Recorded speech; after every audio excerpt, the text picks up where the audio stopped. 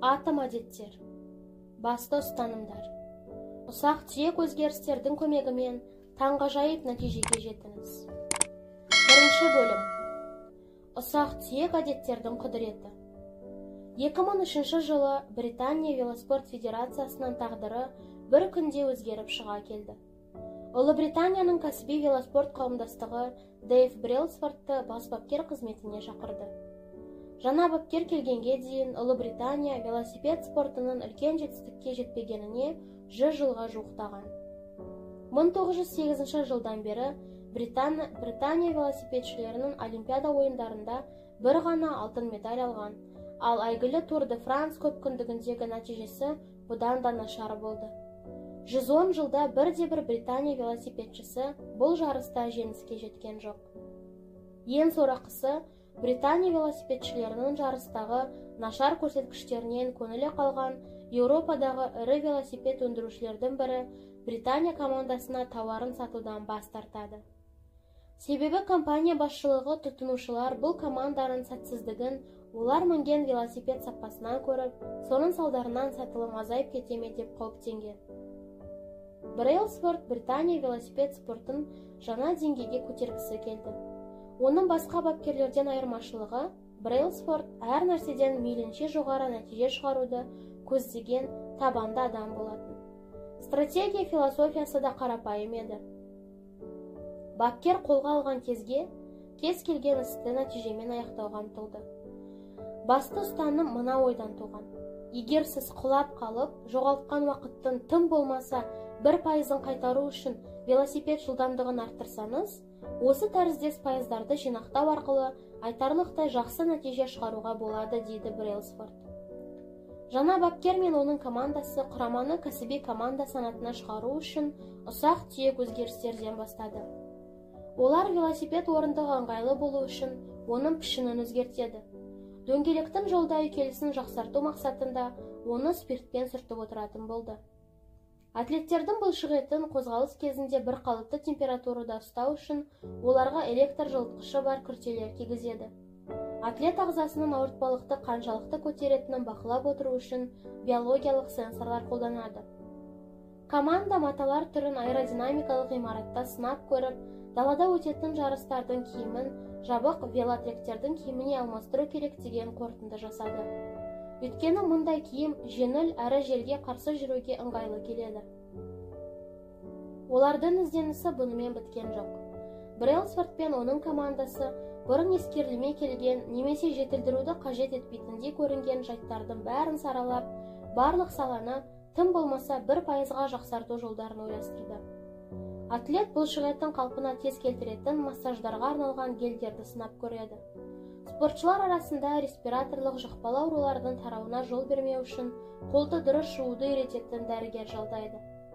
Велосипедшілердің ұйқысы қанық болу үшін жайлы жастық пен ыңғайлы матрас алынады. Тіпті олар команда автокөлігінің ішін ақ түске бояп қояды. Сөйтіп велосипед механизміне кері әсер етуі мүмкін кір мен шаң тозаңдардан арылады. Осы секілді көптеген ұсақ түйек өзгерістерден соң құрама жұмысы ілгеріледі. Брейлсфорд бастаған Британия құрамасы 5 жылдан соң 2008 жылы Пекинде өткен Олимпиада ойындарында жолда және тректегі жарыстарда топ жарып, күтпеген жерден алтын жүлделердің 60%-ын жеңіп алды. 4 жылдан соң Лондонда өткен Олимпиада ойындарында Брейлсфорд шәкірттерінің нәтижесі одан сайын жақсарып, британдықтар 9 Олимпиада және 7 әлем рекордын жаңартты. Сол жылы Брэдли Викинс Тур де Франста жеңіске жеткен алғашқы британдық велоспортшы атанды.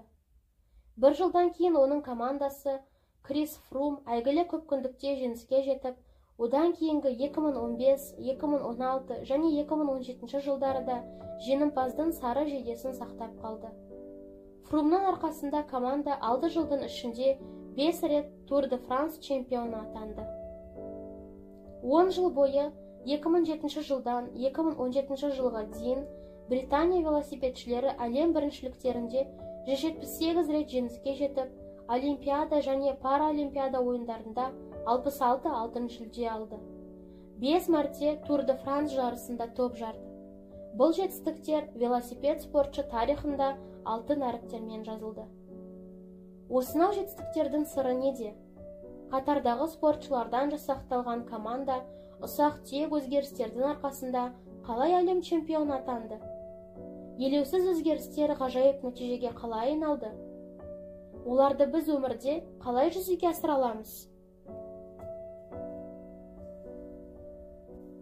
Ұсақ-түйек әдеттердің көмегімен керемет нәтижеге қалай жетуге болады?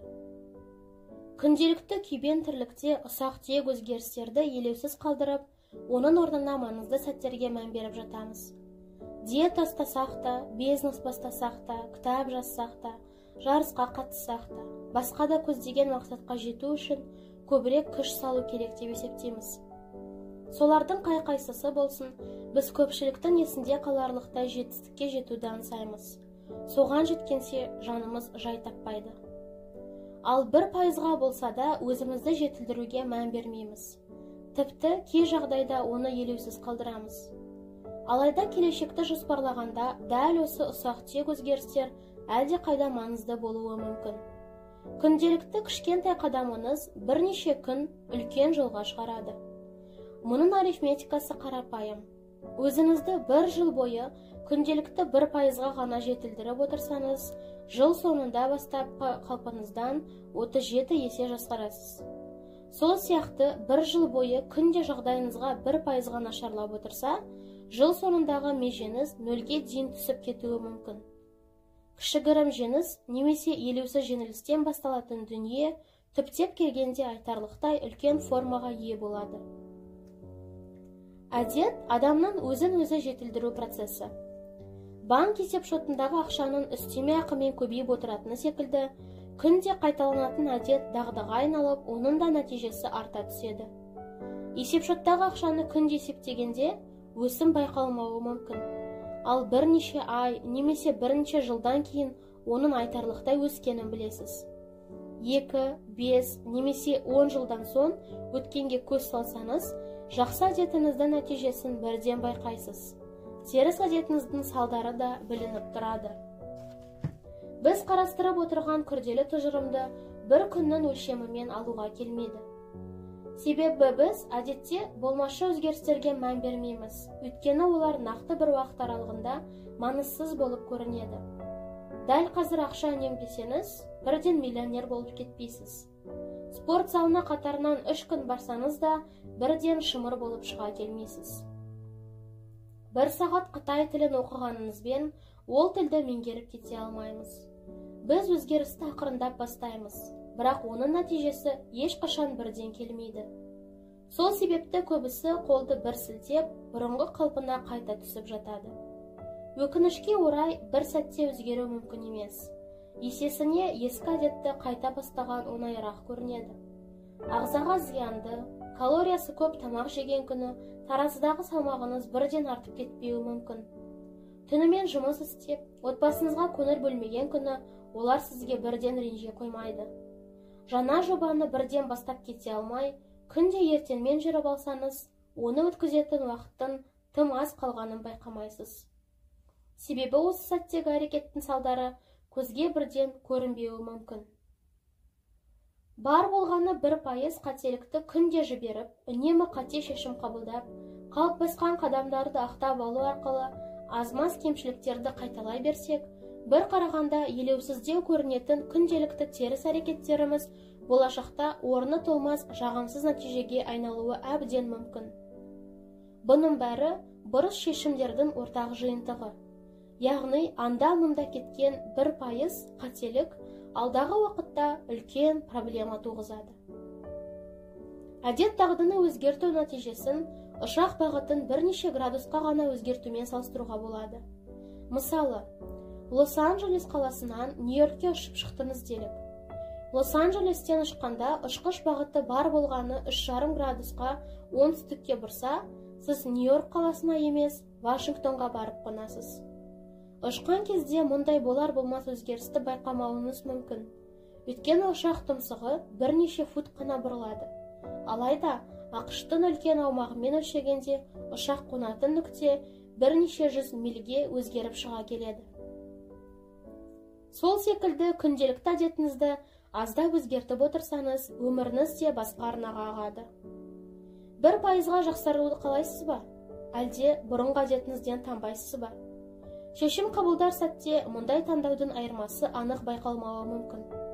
Бірақ адам өмірі өлшемімен алар болсақ, дал қазір сіз кімсіз және қандай болуыңыз мүмкін еді деген сауалдардың көмегімен таңдау айырмасын ажыратуға болады. Табыс өмірде бір-ақ рет болатын үлкен өзгерістің емес, күнделікті әдеттердің жемісі. Бұдан шығатын түйін, сіздің дәл қазір табысты адам болу-болмауыңыз аса маңызды емес. Бойыңыздағы әдеттердің сізді қаншалықты табысқа жетелей алатыны ғана маңызды. Сіз қазіргі жетістіктеріңізге емес, даму бағытының деңгейіне баса назар аударуыңыз керек. Миллионер бола тұра, ай сайынғы шығын кірісіңізден асып тұрса, демек сіз таңдаған даму траекториясы дұрыс емес. Ақша жұмсау әдетіңіз өзгермесе, болашақта оның нәтижесі жақсы болмайды. Керісінше, бұл әдетіңіз өзгеріп, ай сайын аздап болса да үнемдей бастайтын болсаңыз, түптеп келгенде ақша тұрғысынан басқаға кіріптар болмайсыз. Жетістіктер уақыт өте қалыптасқан әдеттердің көрінісі. Сіздің қаржылық жағдайыңыз ақша жұмсау әдетіңіздің нәтижесі. Дене салмағыңыз тамақ жеу әдетіңіздің нәтижесі. Біліміңіз оқуға құштарлық туғызған әдетіңіздің нәтижесі. Үйіңіздің үнемі шашылып жатуы, үй жинауға әдеттенбегеніңіздің нәтижесі. Нені үнемі қайталасаңыз, соның нәтижесін аласыз. Өмір соңында қандай адам болатыныңызды болжау үшін кішкентай жетістіктер мен байқамай жіберген аз-маз қателіктерден түзілген траекторияға көз жүгірту жеткілікті. Сонда бойындағы әдеттердің 10-20 жылдан кейін қандай нәтижеге жеткізетінін түсінесіз. Ай сайын тапқан табысыңыздан жұмсайтын шығыныңыз аз ба? Апта сайын спорт залына барасыз ба? Кітап оқып, күнде жаңа дүние тануға талпынасыз ба? Бойдағы әдеттердің осы секілді байқалмайтын бақталасы сіздің болашақтағы меніңізді анықтайды. Табыс пен сәтсіздік арасын уақыт алшақтата түседі. Сіз осылардың қайсысына көбірек күш салсаңыз, уақыт соның нәтижесінде артады.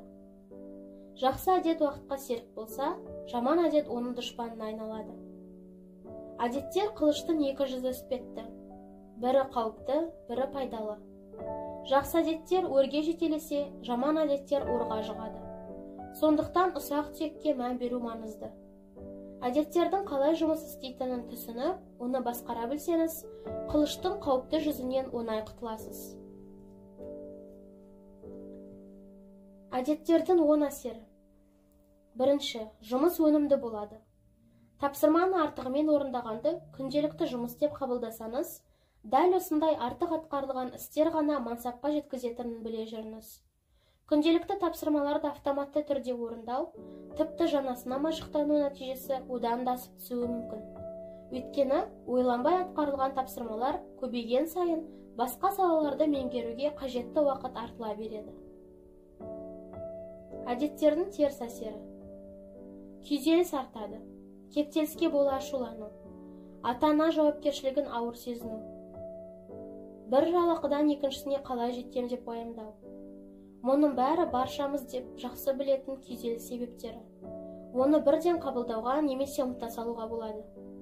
Дегенмен осы тәріздес уайымдар жылдар бойы үзілмесе, түкке тұрғысыз көрінетін мұндай күйзелістер денсаулыққа зиян тигізуі мүмкін. Оң әсері. Білім артады. Жаңа идеяларды меңгеруден ғалым болып кетпесеңіз де, ілім-білім тануға құштарлық пен одан әрі жетілуге түсуге деген ұмтылыстың арқасында болмысыңызды өзгерте аласыз. Оқыған кітаптардың бәрінен дүние танымыңыз одан сайын артып, ескісіне жаңа көзқараспен қарай бастайсыз. Уоррен Баффет айтпақшы, білім осылай жұмыс істейді. Уақыт өткен сайын қатпарланып, күрделене түседі. Әдеттердің сізге қарсы теріс қызмет етуі. Жаман ойлар көбейеді. Өзіңізді түкке тұрғысыз, ақымақ, сыйықсыз адам деп жазылған сайын, өмірді, айналадағыларды да дәл солай қабылдайтын боласыз. Осындай көзқарастың тұтқыны боласыз. Басқалар туралы да солай ойлай бастайсыз. Айналадағылардың қатыгез, арам, немесе өзімшіл деп қабылдаған сайын, сізге әлемдегі барлық адам жауыз болып көрінеді. Және агрессияңыз артады. Бүлік шығару, қарсылық көрсету, көпшілікті жамандыққа үгіттеу секілді қылықтар бір күнде пайда болмайды. Күнде қайталанған күйзелістер мен микроагрессиялар булығып жинала берсе, күндердің күнінде ол белгілі бір себептермен жарылып, одан шыққан зорлық-зомбылық алапат өртте тез жайылып кетеді. Әдеттердің оң әсері. Қарым-қатынас дамиды. Айналадағы адамдарды қалай қабылдасаңыз, олар да сізге солай қарайды. Басқаларға қол ұшын созсаңыз, олар да сізге көмектесуге ұмтылады. Көпшілікпен араласқанда, мейірімді, кеңпейлі болсаңыз, уақыт өте келе таныстарыңыз бен достарыңыз көбейеді. Прогресті қалай байқауға болады? Үстел үстінде бір түйір мұз жатыр деп елестетіңіз. Бөлме суық, үрлегенде бу шығады. Ауа температурасы -4 градус. Бөлме температурасы біртіндеп көтеріле бастайды. -3,5, -2,5, -2. Бір түйір мұз әлі үстел үстінде жатыр. -1,5, -1, -0,5. Әзірге ешқандай өзгеріс байқалмайды. Температура ақырындап 0-ден көтеріледі. Мұз да ери бастайды. Температураның жарты градусқа ғана артуынан айтарлықтай ештеңе өзгермейтіндей көрінген. Алайда ол тоқтаусыз көтеріле берді де үлкен өзгеріс туғызды. Үлкен өзгерістерді әдетте үздіксіз қайталаған кішкентай әрекеттер тудырады. Мұндай ұстаным барлық салаға да ортақ. Қатерлі ісік ағзада ұзақ уақыт жасырын өмір сүріп, 80%-ға жетілгенде ғана байқалады. Одан соң бірнеше айдың ішінде бүкіл ағзаны жаулап алады. Бамбук ағашы алғашқы 5 жылда мүлдем өспейді. Өйткені ол алдымен тамырын тереңге жайып, жерге мықтап орнығады. Содан кейін 6 аптаның ішінде ғана бірден 22 метр биікке көтеріледі. Адам бойындағы әдеттерді соған теңестіруге болады. Өйткені оларды күнделікті өмірде бірден байқамайсыз. Сын сағатта немесе өмірдің жаңа белесіне шыққанда ғана олардың бар екенін түсінесіз. Қандай да бір жаңа мақсатқа жету жолында түнілу жазығы жатуы да мүмкін. Мақсатқа тура жолмен тезірек жетуге болады деп ойлайсыз. Бірақ алғашқы бірнеше күн, апталар, тіпті айлар өтсе де, одан ешқандай нәтиже шықпайды. Ілгері жылжу жоқ. Бір орында тапжылмай тұрғандай әсер етеді. Шын мәнінде, мұның өзі кез келген процеске тән құбылыс екенін ескерген жөн. Ең ауқымды нәтижеге ұзақ уақыт бойы дайындалып барып қана жетуге болады.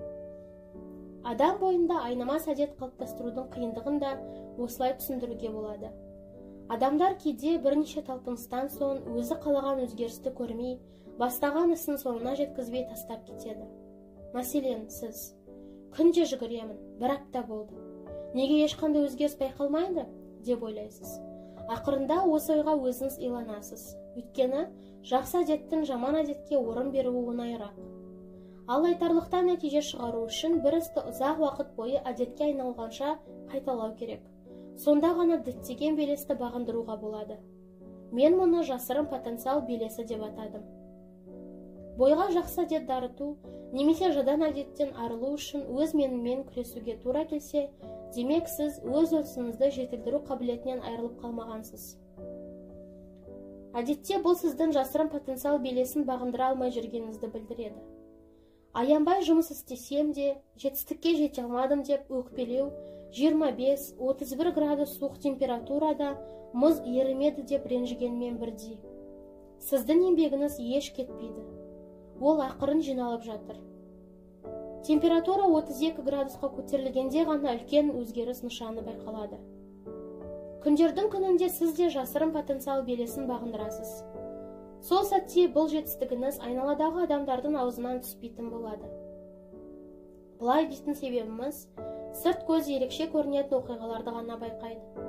Ал осынау жетістікке жету үшін ұзақ уақыт аяқта еңбектенгеніңізге сізге ғана мәлім. Ал айналадағылар соның бірінде елеген жоқ. Бұл көріністі тектоникалық қысымен салыстыруға болар еді. Қатар жатқан екі тектоникалық тақтаның миллиондаған жылдар бойы бір-бірімен үйкеліп, шегі жанасқан сәтте олардың арасындағы қысым күшейе түседі.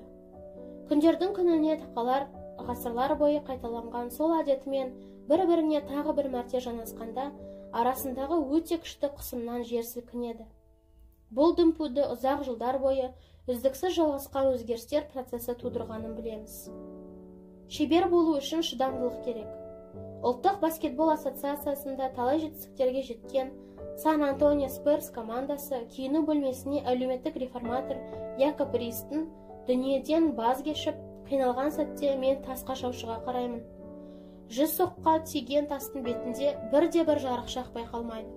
Бірақ 101-ші соққы тасты екіге бөліп түсіреді.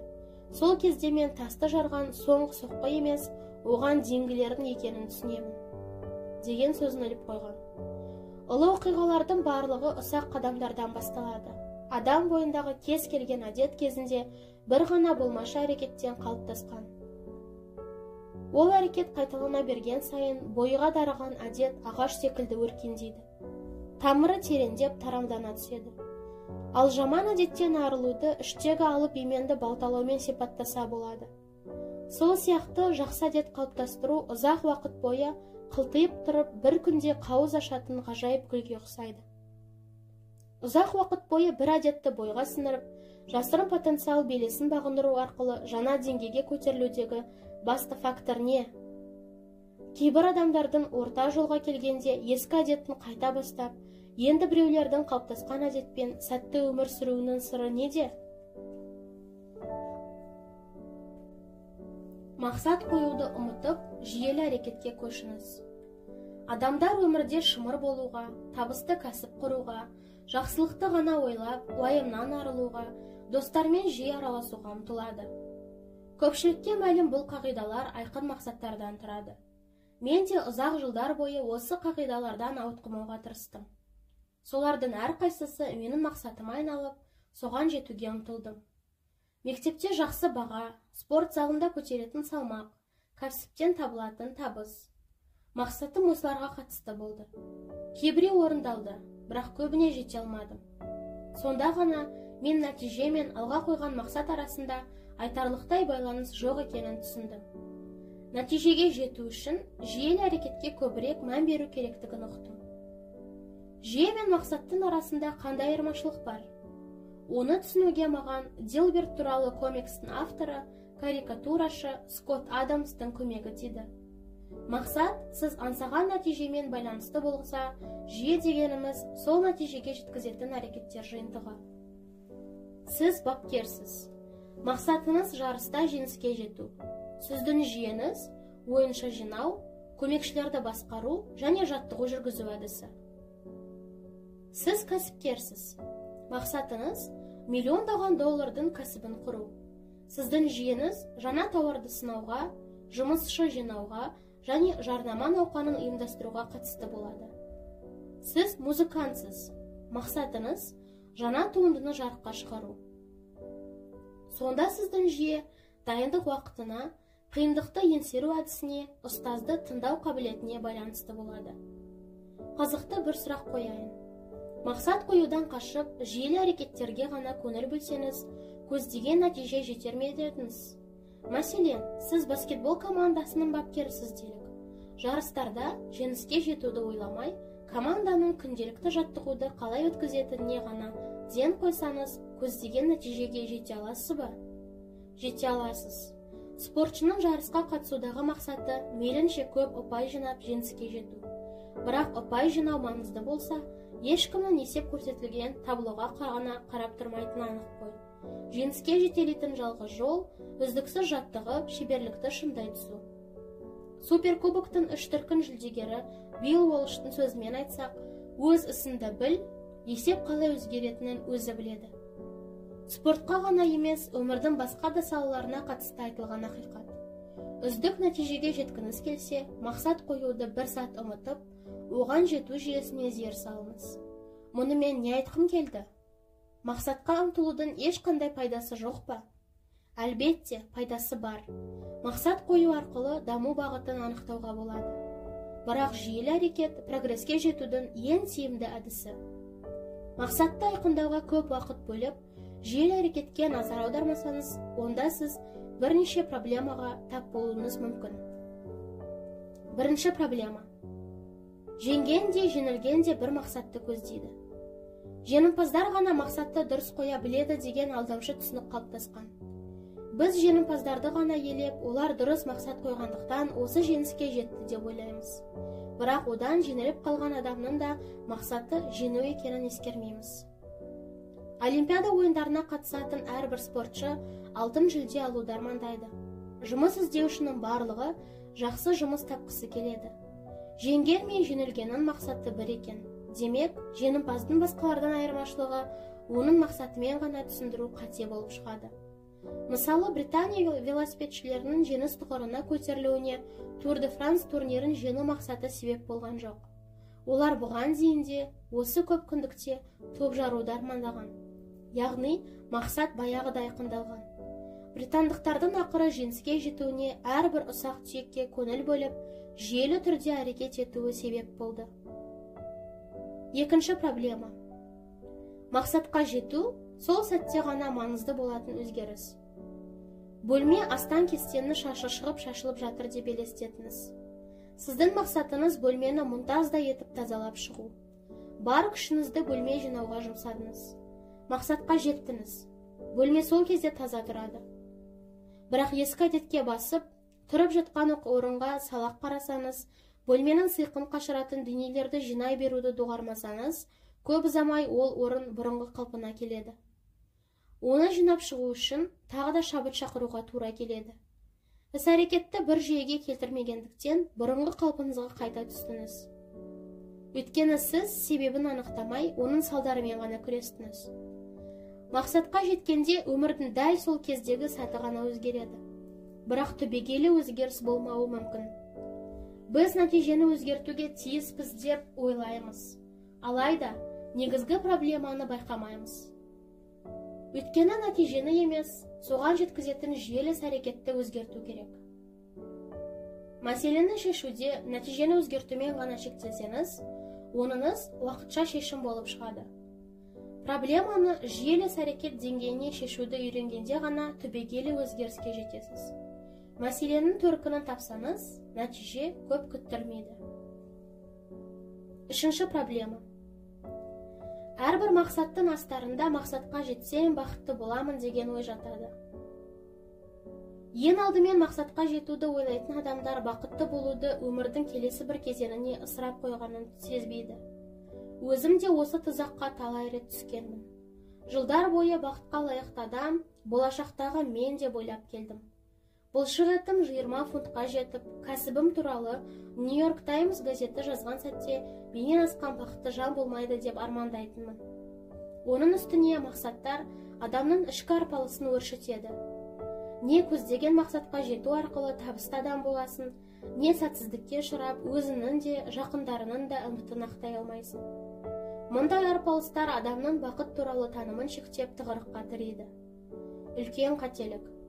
Сіздің өмір жолыңыз мақсат қойғанда ойлаған бағытпен ғана өрбуі екі талай. Табысқа жетудің түрлі жолдары тұрғанда өмірден ләззат алуды бір ғана сценариймен шектей салуға болмас. Жүйелі түрде әрекет етуді әдетке айналдырғандар әлде қайда зор нәтижеге жетеді. Қорытынды нәтижеге емес, іс-әрекеттің өзіне ден қоюды үйренсеңіз, бақытты болатын сәтті күтіп әуре болмайсыз. Ал нәтиже өзі-ақ іздеп табады. Жүйелі әрекет жұмыс істеп тұрғанда өмірдің әрбір сәтінен ләззат аласыз. Жүйелі әрекет сіз ойлағандай бір ғана түрде емес, сан алуан сипатта көрініс табуы мүмкін. Төртінші проблема. Мақсат қоюдың ұзақ процестерге кедергісі. Мақсатқа жетуді ғана ойлайтын адамдар түптеп келгенде йо-йо әсеріне, яғни тез ұмыт болатын нәтижеге кезігуі мүмкін. Мәселен, желаяқтардың дені бірнеше ай бойы тынымсыз шыңдалып, белгілі бір межені еңсерген соң жаттығуды тастап кетеді. Жарыс аяқталды, мақсат орындалды, енді оларды алға итермелейтін күш жоқ. Сол секілді бүкіл қажыр қайратыңызды бір ғана мақсатқа жетуге жұмсадыңыз. Оған жеткеннен кейін не істейсіз? Әлбетте, адамдардың дені алға қойған мақсатқа жеткен соң мағынасыз тіршілікке оралып, ескі әдетін қайта бастайды. Мақсат қою белгілі бір ойында жеңіске жетуді ғана көздейді. Ал жүйелі әрекет бір жеңістен кейін ойынды жалғастыра беруге көмектеседі. Келешекті ойлау белгілі бір мақсаттың аясында шектеліп қалмау дегенді білдіреді. Ойлаудың мұндай түрі белгілі бір жетістікке ғана негізделмеген. Ол өзін өзі үздіксіз жетілдіру, нәтижені үнемі жақсартып отыру дегенді білдіреді. Сіздің үздіксіз жетіліп келе жатқаныңызды айқындайтын күш бір процесті тынбай қайталай беру әдетіңіз. Атом әдеттер жүйесі. Жаман әдеттерден арыла алмай қиналсаңыз, оның жеке басыңызға еш қатысы жоқ екенін біліп қойыңыз. Мәселенің бәрі жүйелі әрекеттің жоқтығында. Жаман әдеттер қайталана береді, бірақ олар сіздің өзгерісті қаламауыңыздан емес, әрекеттердің бір жүйеге түспегендігінен қайталанып жатыр. Көздеген мақсат айқындаған деңгейге көтерілуге тырыспаңыз. Жүйелі әрекеттеріңіз қалай жұмыс істейтінін ұғынуға үгіліңіз. Белгілі бір мақсатқа емес жүйелі әрекеттерге зейін қою осы кітаптағы басты тақырыптардың бірі. Атом әдет деген сөз тіркесінің астарында да осы мағына жатыр. Ұсақ түйек өзгерістер, болмашы жетістіктер, 1%-ға жақсару деген ұғымдардың бәрі осы атом әдетімен байланысты екенін түсінген боларсыз. Бірақ оған кез келген ескі әдетті жатқызуға болмайды. Атом әдеттер үлкен жүйенің бөлшегі болып саналатын ұсақ әдеттер. Атом молекуланың құрамдас бөлшегі болса, атом әдеттер үлкен өзгерістерді түзетін шағын бөлшектер іспекті. Әдеттерді біздің өміріміздің атомдарына теңеуге болады. Олардың әрқайсысы түбегейлі өзгерістер түзетін іргелі бірліктер. Күнделікті қайталанып отыратын болмашы әрекеттер бірден байқалмайды. Алайда олар уақыт өте келе бірігіп, елеулі нәтижелерге жетуге көмектеседі. Елеулі нәтижелердің өзі кейін бастапқы әрекетіңізден әлде қайда зор көрсеткішке айналады. Әдеттер қалыптасу барысында аса байқалмағанымен адам өмірі үшін үлкен маңызға ие. Атом әдеттер сөз тіркесінің мағынасы да соны білдіреді. Орындалуы оңай әрі елеусіз, бірақ көп қайталанған сайын ғаламат күштің қайнар көзіне айналатын күнделікті тәжірибе, немесе ұсақ түйек әрекеттер. Яғни, адам болмысының бірте-бірте жетілу жүйесінің құрамдас бөлшегі. Түйін. Әдеттерді өзін-өзі жетілдіру процесі негізінде жинақталатын күрделі пайыздармен салыстыруға болады. Күн сайын 1%-ға жақсарып отыру арқылы болашақта үлкен нәтиже шығарамыз. Әдеттер қылыштың екі жүзі іспеттес. Олардың бірі сізге қызмет етсе, екіншісі қарсы жұмыс істеуі мүмкін. Сол себепті әрбір әдетке ерекше мән берген жөн. Кейде кішігірім талпыныстардан ештеңе өзгермейтін де көрінуі мүмкін. Бірақ кез келген үлкен нәтиженің өзі ұзақ уақытқа созылған баяу процестен тұратынын ұмытпаңыз. Сізге шыдамды болу керек. Атом әдеттер үлкен жүйенің бөлшегі саналатын ұсақ әдеттер. Атом молекуланың құрамдас бөлшегі болса, атом әдеттер үлкен өзгерістерді түзетін шағын бөлшектер іспетті. Үздік нәтиже шығарғыңыз келсе, мақсат қою дегенді ұмытыңыз. Оның орнына жүйелі әдет қалыптастыруға назар аударыңыз. Көздеген мақсат айқындаған деңгейге көтерілуге тырыспаңыз. Жүйелі әрекеттеріңіз қалай жұмыс істейтінін ұғынуға үңіліңіз.